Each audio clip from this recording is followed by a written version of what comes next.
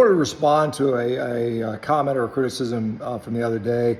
I'm in the garage, just got finished with a workout, and no, I do not fit in this little tiny boxer behind me. This is my girlfriend's car. She's way smaller. She's kind of tiny. It's a clown car to me. I don't even get anything. But anyway, so I was doing this particular exercise, as you see behind me. This is a form of what we would call an extensive plyometric, right? Specifically, people might call this a pogo type jump or a bilateral pogo. And the criticism that was levied was, what are you doing? This isn't the best way to stimulate bone mineral density.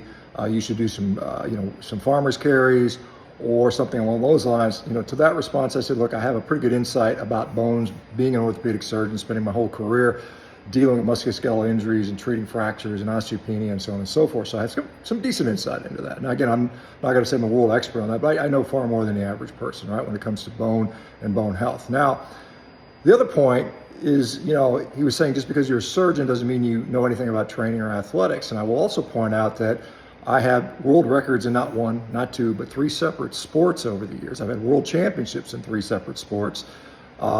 So I've been training a long time as an athlete. I'm pretty effective at getting things done.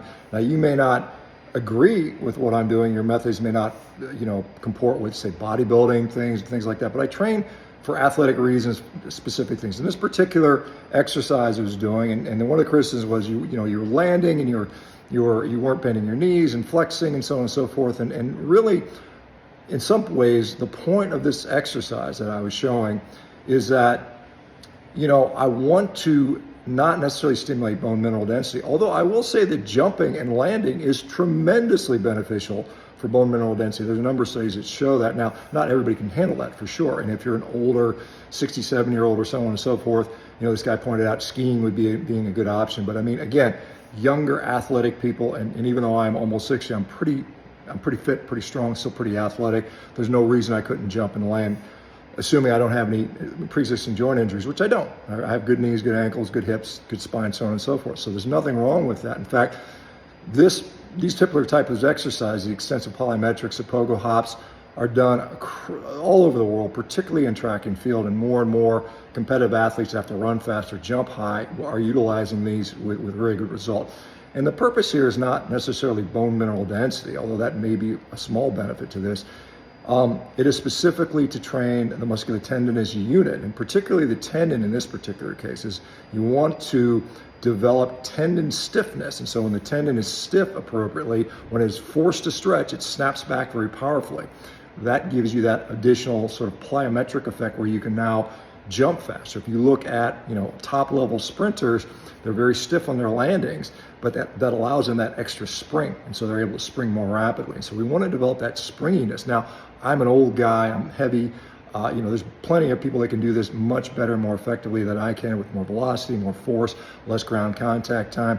But this is the intent of what I'm trying to do here. It's not to stimulate bone mineral density. I mean, I've certainly done farmer's walk. It's not a bad exercise. In fact, when I was competing as a strongman, and I used to compete at a high level at strongman, I would do farmer's walks with 700 pounds, 350 pounds in each hand. I would carry that, 50 feet or so.